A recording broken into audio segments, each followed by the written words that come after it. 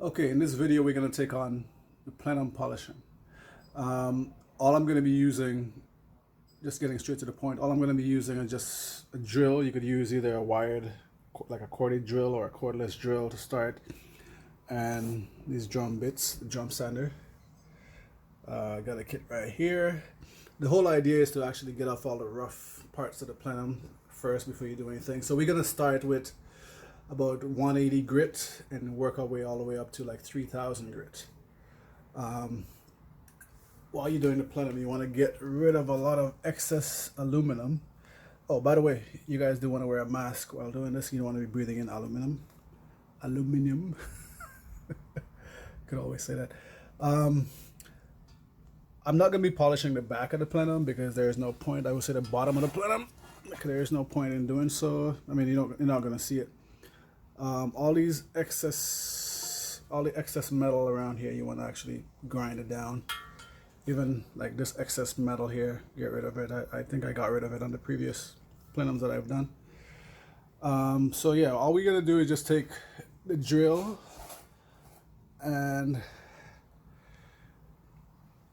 pretty much just work away at it and just remove all the rough surfaces, and we just do that in stages, right? So it is not an easy task. It takes a lot of time, but the results are very, well worth it. Like, we probably should take that off. And like these screws, if you can't get them off, the best thing to do is just tape them up with some kind of tape to prevent the threads from getting damaged. The twin turbo, well, I'm going to eventually take that off, but right now, I just like the way it looks on there for now. Okay, so the idea is to go from this, see it, most of y'all plenum will look like this, because as you can see, I already started. So just to get a few things out of the way. So the idea is to go from this unit to what's under here.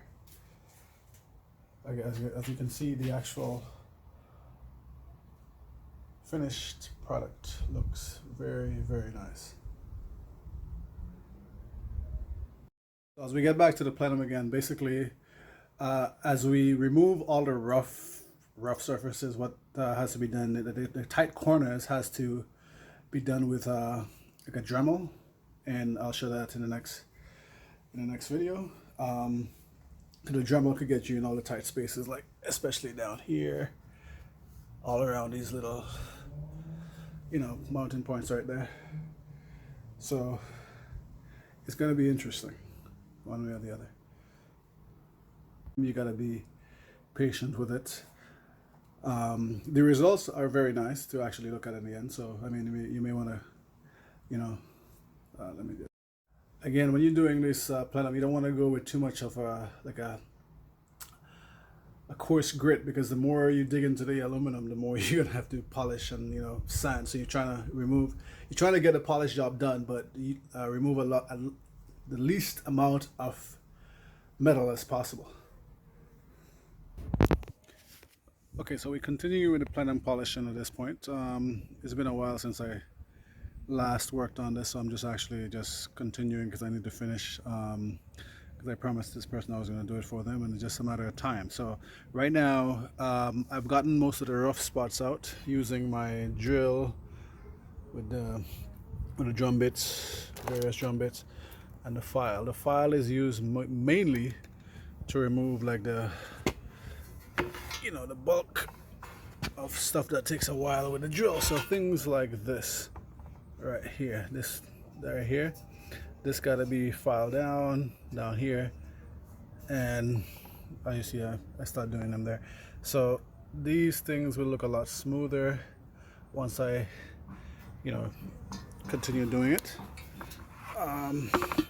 Again, the twin turbo emblem, I'm not taking it out because I need the rough spot to actually replace it with a new emblem eventually. So I'm just going to leave it on for now. I'll eventually remove it as I work it down with a Dremel later on.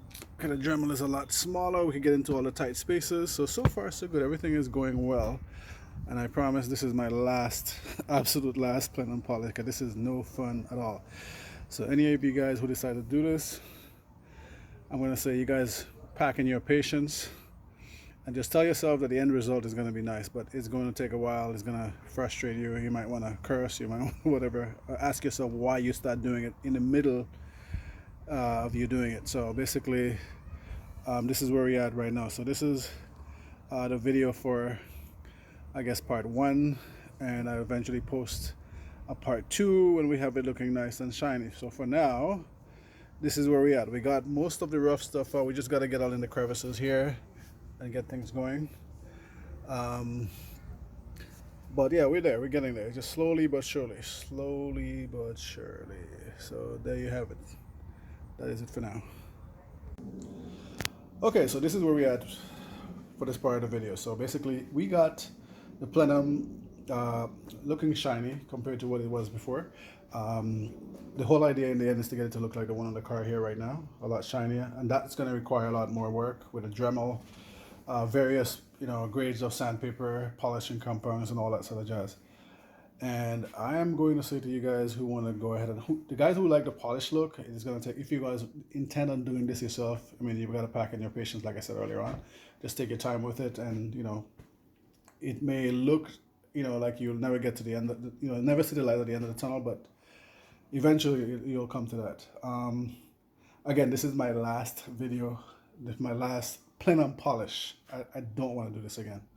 I don't necessarily enjoy it, but again, the end result is great. So it's not exactly motivating right here, me saying this, but I know some of you guys liked the polished looks, and those who think that this is too much, powder coat.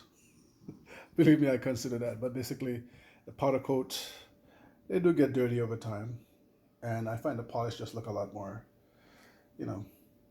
interesting. That's just me, anyways. So to each his own, anyway. So again, the next part of the video that I do should show the final product, hopefully. So again, thank you guys for watching. Stay tuned for the next video. Subscribe, like, whatever, help the channel out. All right, so see you in the next one. Take care. Bye.